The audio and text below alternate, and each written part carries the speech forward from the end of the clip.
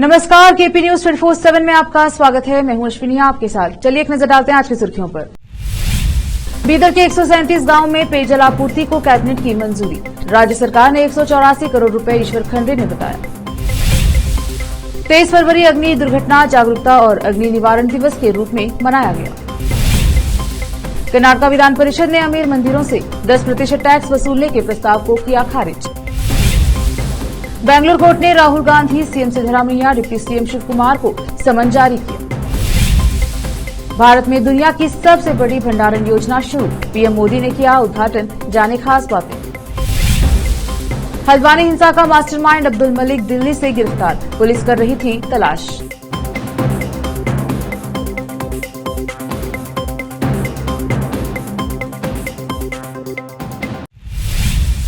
अब समाचार विस्तार से। जल जीवन मिशन के तहत राज्य सरकार का अनुदान भी मिलाकर कुल 330 करोड़ रुपए है। कैबिनेट ने बीदर तालुके के बगदल और 104 अन्य और चिटगुप्पा तालुका मनखेली और 32 अन्य के लिए लागत पर बहुग्राम पेयजल आपूर्ति परियोजना को मंजूरी दे दी है। मुख्यमंत्री सिद्धरामैया के नेतृत्व में कल शाम हुई कैबिनेट बैठक में बीदर तालुके में 105 और चिटगुप्पा तालुके में 33 सहित कुल 137 बस्तियों को खुले कुएं पर विचार करते हुए ट्यूब जलापूर्ति योजना, लघु जलापूर्ति योजना के तहत पानी की आपूर्ति करने की मंजूरी दी गई है। 137 गांवों के लिए पेयजल योजना की पूंजीगत लागत 291.20 करोड़ रुपए और थोक लागत 38.80 करोड़ रुपए है। कुल रकम 330 करोड़ रुपए है। इसमें केंद्र सरकार पूंजीगत व्यय का 50% यानी 145 करोड़ रुपए का भुगतान करेगी। यदि केवल प्रदान करते हैं तो कर्नाटक सरकार पूंजीगत लागत का 50% यानी 145 करोड़ रुपए वहन करेगी। इसके अलावा थोक पानी की कीमत 38.80 करोड़ रुपए है। कुल 184.40 करोड़ रुपए। जिले के प्रभारी मंत्री ईश्वर बी खंडे ने कहा कि इसका भुगतान हो रहा है। विशेष संवाददाता की रिपोर्ट। कर्नाटक राज्य अग्निशमन और आपातकालीन सेवा विभाग ने 23 फरवरी को अग्नि दुर्घटना जागरूकता और अग्नि आपदा निवारण दिवस के रूप में मनाने के लिए उल्लेखित आदेश में सूचित किया है कि क्योंकि 23 फरवरी 2010 को बैंगलोर कॉलरटन टावर में आग दुर्घटना में 9 लोगों की मौत हो गई थी। 23 फरवरी को 2 मिनट के लिए अग्नि जागरूकता एवं अग्नि आपदा दिवस आयोजित किया गया। बीदर फायर स्टेशन के कर्मचारियों ने हीरालाल पन्नालाल स्कूल में अग्नि दुर्घटना जागरूकता और अग्नि आपदा रोकथाम दिवस मनाया और शिक्षकों और छात्रों को अग्निशमन और एहतियाती उपायों के बारे में व्याख्यान दिया और एक मॉक शिक्षकों और छात्रों के बीच अग्नि दुर्घटनाओं की रोकथाम के बारे में जागरूकता पैदा करने के लिए प्रदर्शन का आयोजन किया गया। विशेष संवाददाता की रिपोर्ट। कांग्रेस सरकार को तब झटका लगा जब विधान परिषद ने शुक्रवार 24 फरवरी को कर्नाटक हिंदू धार्मिक संस्थान और धर्मार्थ बंदोबस्ती अधिनियम 1997 में प्रस्तावित संशोधनों को मंजूरी नहीं दी। इन संशोधनों का उद्देश्य मुजराई मंदिरों के 40,000 से अधिक पुजारियों को सामाजिक सुरक्षा उपाय प्रदान करना था। राज्य में अन्य प्रस्तावित परिवर्तनों के साथ जब विधेयक को विधानसभा में मंजूरी दी गई तो इसे भाजपा के विरोध का सामना करना पड़ा, जिसने सिद्धरामैया सरकार पर राज्य के समृद्ध मंदिरों से धन चोरी करने का आरोप लगाया। बुधवार को विधानसभा में संशोधन पेश करने वाले मुजराई मंत्री रामलिंगा रेड्डी ने कहा कि इस धन का उपयोग मंदिरों को विभिन्न सुविधाएं प्रदान करने, मंदिरों के पुजारियों को बीमा कवरेज और मृत्यु राहत प्रदान करने और पुजारी परिवारों के लगभग 40,000 बच्चों को छात्रवृत्ति देने के लिए किया जाएगा। उन्होंने कहा कि धन का प्रबंधन राज्य धार्मिक परिषद द्वारा किया जाएगा और मुख्य रूप से समूह सी मंदिरों को सहायता प्रदान करने और इन मंदिरों में पुजारियों और उनके परिवारों को कल्याणकारी उपाय प्रदान करने के लिए आवंटित किया जाएगा। परिषद में बहस के दौरान संशोधन विधेयक को भारतीय जनता पार्टी और जेडीएस सदस्यों के कुछ प्रावधानों के विरोध का सामना करना पड़ा। परिषद में संयुक्त विपक्ष के बहुमत को देखते हुए उपसभापति एमके प्राणेश द्वारा ध्वनिमत के बाद इसे अंततः पराजित कर दिया गया। बैंगलोर की एक विशेष अदालत ने भाजपा द्वारा दायर मानहानि मामले में शुक्रवार को कांग्रेस नेता राहुल गांधी, कर्नाटक के मुख्यमंत्री सिद्धरामैया और उप मुख्यमंत्री और राज्य कांग्रेस अध्यक्ष डीके शिव कुमार को समन जारी किया। विशेष अदालत एमपी एमएलए मामलों के न्यायाधीश जयप्रीत ने उन्हें 28 मार्च को अदालत में पेश होने के लिए कहा। यह आदेश तब आया जब अदालत ने भाजपा के राज्य सचिव एस शिव प्रसाद की याचिका पर सुनवाई की, जिसमें आरोप लगाया गया था कि आरोपियों ने मीडिया से पूरे पेज के विज्ञापन जारी किए थे क्योंकि उन्होंने मुख्यमंत्री बसवराज के नेतृत्व वाली तत्कालीन भाजपा सरकार के खिलाफ 40% से अधिक कमीशन के आरोपों के खिलाफ अभियान चलाया था। अदालत ने आरोपियों के खिलाफ आईपीसी की धारा 499 और 500 के तहत आपराधिक मामला दर्ज करने और राज्य कांग्रेस इकाई को भी इसमें एक पक्ष बनाने का निर्देश दिया। कांग्रेस ने तत्कालीन सत्तारूढ़ भाजपा के खिलाफ 40% कमीशन के आरोप को एक प्रमुख अभियान एजेंडा बनाया था। शुरुआत में आरोप भाषणों में लगाए गए और जल्द ही पार्टी ने सोशल मीडिया अभियान शुरू कर दिया और राज्य भर में पोस्टर लगाना शुरू कर दिया। एबीवीपी के प्रदेश सचिव सचिन कुलगेरी ने राज्य की कांग्रेस सरकार पर राष्ट्रीय शिक्षा नीति में राजनीति करने का आरोप लगाया। शनिवार को विजयपुर शहर में एक मीडिया सम्मेलन में बोलते हुए उन्होंने कहा कि कांग्रेस सरकार के पास राज्य में राष्ट्रीय शिक्षा नीति लागू करने की इच्छा शक्ति नहीं है। हां, आजकल एक राष्ट्रीय शिक्षा नीति की आवश्यकता है।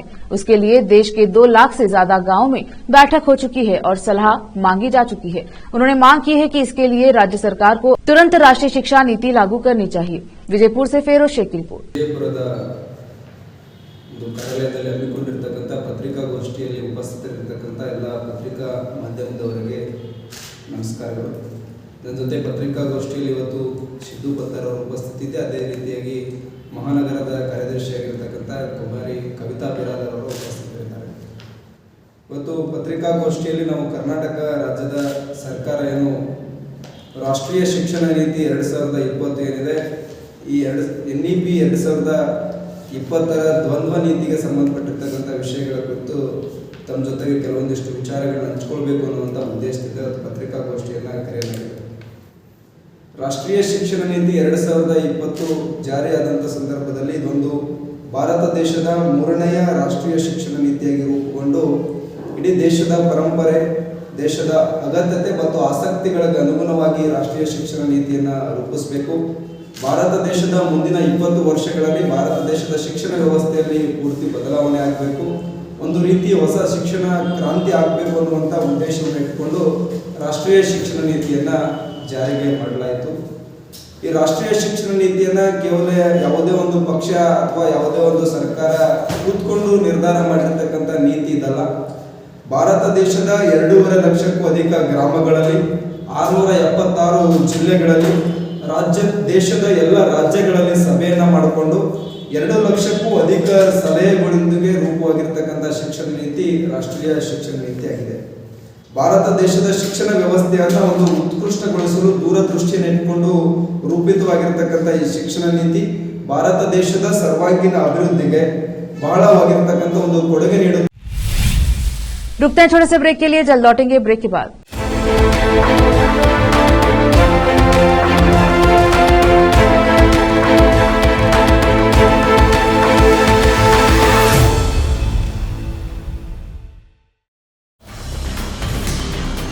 हिंदुस्तान के हर कोने में हम हैं मौजूद। 24 घंटे हालात पर गहरी नजर, खबरों से जुड़े चुपते सवालात और आपको दिखाता है धार्मिक, सामाजिक, राजनीतिक, लोकल और इंटरनेशनल न्यूज की सबसे बेहतर कवरेज, जो आपको रखती है हर पल बाखबर। देश और दुनिया भर की खबर के लिए देखते रहें KP News 24/7। ब्रेक के बाद स्वागत है आपका। देखते हैं समाचार। प्रधानमंत्री नरेंद्र मोदी ने राजधानी के प्रगति मैदान स्थित भारत मंडपम में आयोजित एक कार्यक्रम में आज दुनिया की सबसे बड़ी अन्न भंडारण योजना का उद्घाटन किया। उन्होंने खाद्यान्न वितरण के लिए 11 राज्यों में 11 पैक्स गोदामों का शुभारंभ किया और 500 पैक्स में गोदामों के निर्माण की आधारशिला रखी। इस कार्यक्रम में केंद्रीय सहकारिता मंत्री अमित शाह भी मौजूद थे। प्रधानमंत्री मोदी ने अपने संबोधन की शुरुआत करते हुए कहा कि आज भारत मंडपम विकसित भारत की अमृत यात्रा में एक और बड़ी उपलब्धि का साक्षी बन रहा है। सहकार से समृद्धि का जो संकल्प देश ने लिया है, उसे साकार करने की दिशा में आज हम और आगे बढ़ रहे हैं। उन्होंने कहा कि खेती और किसानी की नींव को मजबूत करने में सहकारिता की शक्ति की बहुत बड़ी भूमिका है। इस सोच के साथ हमने अलग सहकारिता मंत्रालय का गठन किया है।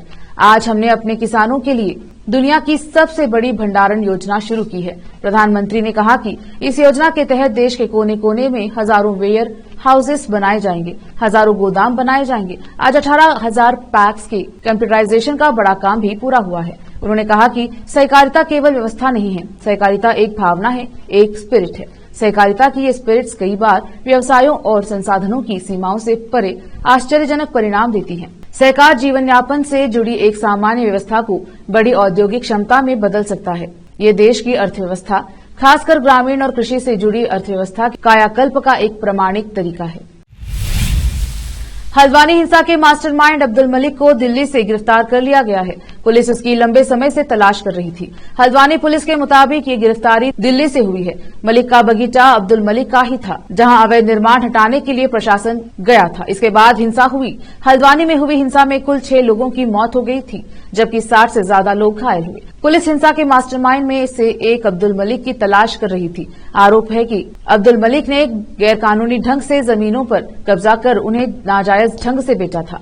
बनभुलपुरा में जहां अतिक्रमण को हटाने की कार्यवाही की गई, उस जगह को भी मलिक का बगीचा कहा जाता है। इसके साथ ही प्रशासन इस बात की भी जांच कर रहा था कि जिन घरों से पत्थर चलाए गए उनका कानूनी स्टेटस क्या है। बनभुलपुरा में 8 फरवरी को मदरसे पर कार्यवाही के बाद हिंसा भड़क गई। स्थानीय लोगों ने उस दिन नगर निगम के कर्मियों और पुलिस पर पत्थर और पेट्रोल बम फेंके, जिससे कई कर्मियों को पुलिस थाने में शरण लेने के लिए मजबूर होना पड़ा। भीड़ ने इसके बाद पुलिस थाने में आग लगा दी। पुलिस के मुताबिक हिंसा में 6 दंगाई मारे गए और पुलिसकर्मियों व मीडिया कर्मियों सहित 100 से अधिक लोग घायल हो गए। इसके बाद बनभुलापुरा हिंसा के कारण कर्फ्यू भी लगा था। लोकसभा चुनाव के लिए आम आदमी पार्टी और कांग्रेस के बीच गठबंधन हो गया। गठबंधन के तहत दिल्ली में आम आदमी पार्टी नई दिल्ली, पश्चिम दिल्ली, दक्षिणी दिल्ली और पूर्वी दिल्ली पर चुनाव लड़ेगी। वहीं कांग्रेस को पूर्वी दिल्ली, उत्तर पूर्वी दिल्ली और चांदनी चौक की सीट मिली है। इसके साथ ही गोवा में दोनों सीटों पर कांग्रेस पार्टी चुनाव लड़ेगी। वहीं गुजरात की 24 सीटों पर कांग्रेस पार्टी अपने उम्मीदवार उतारेगी और 2 सीटों पर आप के उम्मीदवार मैदान में उतरेंगे। इसके साथ ही हरियाणा की 9 सीटों पर कांग्रेस के उम्मीदवार उतरेंगे। वहीं कुरुक्षेत्र की लोकसभा सीट से आम आदमी पार्टी अपना उम्मीदवार उतारेगी। वहीं अभी तक माना जा रहा था कि चंडीगढ़ की लोकसभा सीट आम आदमी पार्टी के खाते में जा सकती है, लेकिन ऐसा हुआ नहीं। यहां से अब कांग्रेस पार्टी का उम्मीदवार मैदान में उतरेगा। हालांकि पंजाब में दोनों पार्टियों के बीच समझौता नहीं हुआ है। यहां दोनों दल एक दूसरे के खिलाफ चुनाव लड़ेंगे। इस गठबंधन का ऐलान करते हुए दोनों पार्टियों के नेताओं ने प्रेस कॉन्फ्रेंस की। इस दौरान आप नेता संदीप पाठक ने कहा कि आज की अराजक सरकार को सत्ता से हटाने के लिए सभी को साथ आना आवश्यक है। उन्होंने कहा कि हम सभी अपने हितों को साइड में रखकर एक साथ आ रहे हैं। उन्होंने कहा कि आज देश बेहद ही नाजुक स्थिति से गुजर रहा है। केंद्र और बीजेपी की सरकारें चुनावों को चोरी कर रही हैं। जो भी नेता उनके खिलाफ आवाज उठा रहा है, उसे झूठे मामलों में फंसाकर जेल भेजा जा रहा है। अब वक्त एक और छोटे से ब्रेक का, जल्द लौटेंगे ब्रेक के बाद।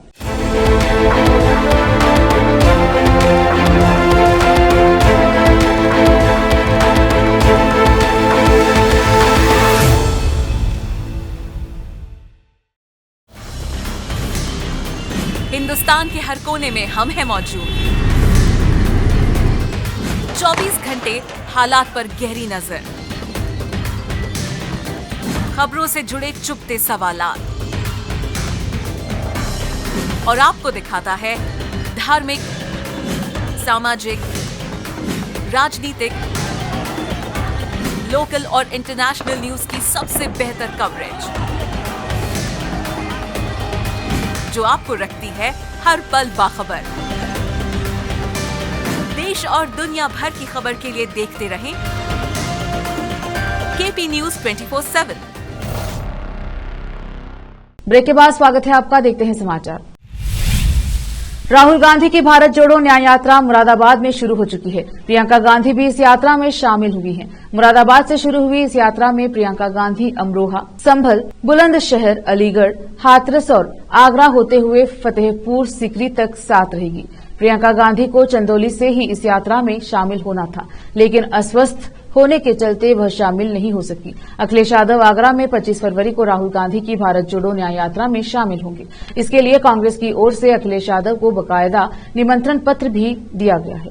उत्तर प्रदेश कांग्रेस अध्यक्ष अजय राय, कांग्रेस के वरिष्ठ नेता पीएल पूनिया और अन्य नेताओं ने कांग्रेस अध्यक्ष मल्लिकार्जुन खड़गे का निमंत्रण पत्र दिया। अखिलेश यादव 25 फरवरी को दोपहर 2 बजे आगरा में राहुल गांधी की यात्रा में उनके साथ रहेंगे। बता दें कि सपा और कांग्रेस दोनों ने बुधवार को उत्तर प्रदेश में लोकसभा चुनाव के लिए सीट बंटवारे की घोषणा की थी, जिसके तहत कांग्रेस 17 सीटों पर चुनाव लड़ेगी।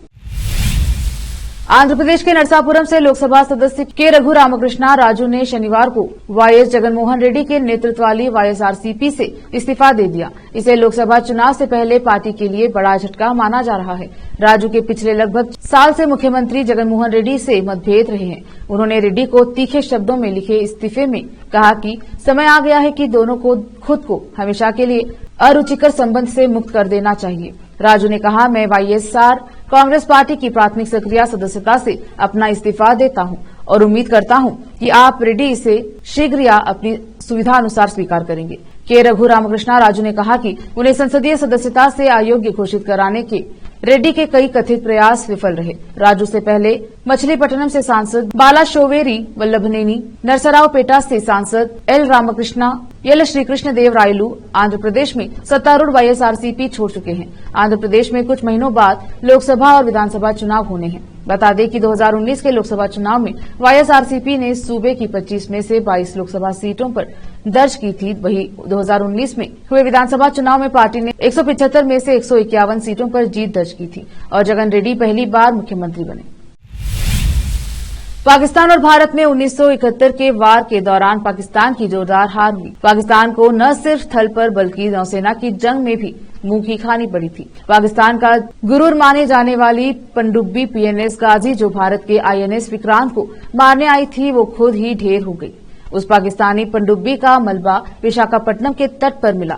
यह पनडुब्बी 1971 में भारत और पाकिस्तान युद्ध के दौरान डूब गई थी। पाकिस्तान ने इसे गुपचुप तरीके से भारतीय विमानवाहक पोत आईएनएस विक्रांत को खत्म करने के लिए भेजा था, लेकिन पाकिस्तान का इससे संपर्क भी टूट गया और यह डूब गया। यूरेशियन टाइम्स ने बताया कि भारतीय नौसेना के डीप सबमर्जर्स रेस्क्यू व्हीकल ने पीएनएस गाजी का मलबा ढूंढा। इंडियन आर्मी के एक सेवारत अधिकारी ने इसकी पुष्टि की। विशाखापट्टनम के तट से कुछ मील दूर डूबी पाकिस्तानी पनडुब्बी का मलबा मिला है। इसे स्कैन किया गया, लेकिन शहीद नौसैनिकों के सम्मान की परंपरा को ध्यान में रखते हुए इसे अछूता ही छोड़ दिया गया। भारत उन 6 देशों में शामिल है जिसके पास डीएसआरवी तैनात करने की क्षमता है। भारत ने इन वाहनों को 2018 और 19 में लीज पर लिया था। भारतीय नौसेना ने चल रहे मिलन अभ्यास के दौरान अपनी डीएसआरवी क्षमता का प्रदर्शन किया। पीएनएस गाजी पर 93 लोग सवार थे।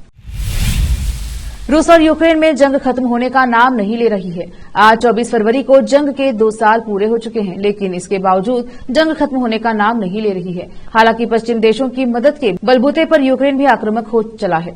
वह रूस पर लगातार पलटवार कर रहा है। ताजा मामले में यूक्रेन ने एक बड़ा दावा किया है। यूक्रेन ने अपने दावे में कहा है कि उसने रूस के एक और विमान को मार गिराया है। यूक्रेन के वायुसेना प्रमुख ने कहा कि सेना ने शुक्रवार को रूस को करारी शिकस्त देते हुए उसके एक विमान को मार गिराया है। जनरल माइकोला ओलेशचुक ने रूसी A-50 विमान को मार गिराने में मदद करने के लिए यूक्रेन के सैन्य खुफिया विभाग का आभार व्यक्त किया।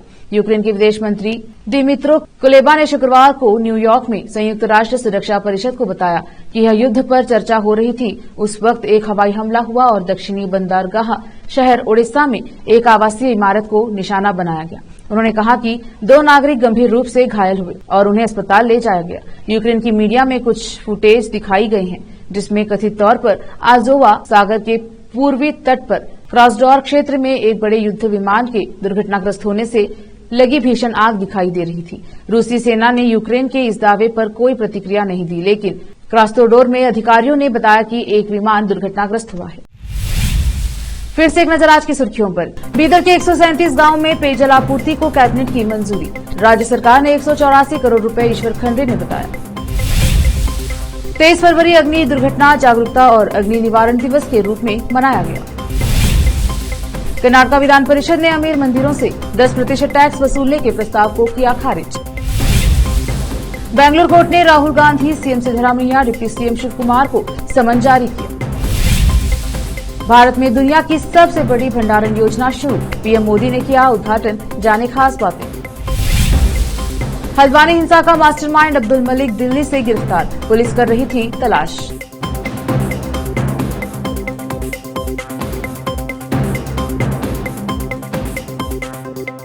केपी न्यूज के बुलेटिन में आज इतना ही। देखते रहिए केपी न्यूज 24/7। धन्यवाद।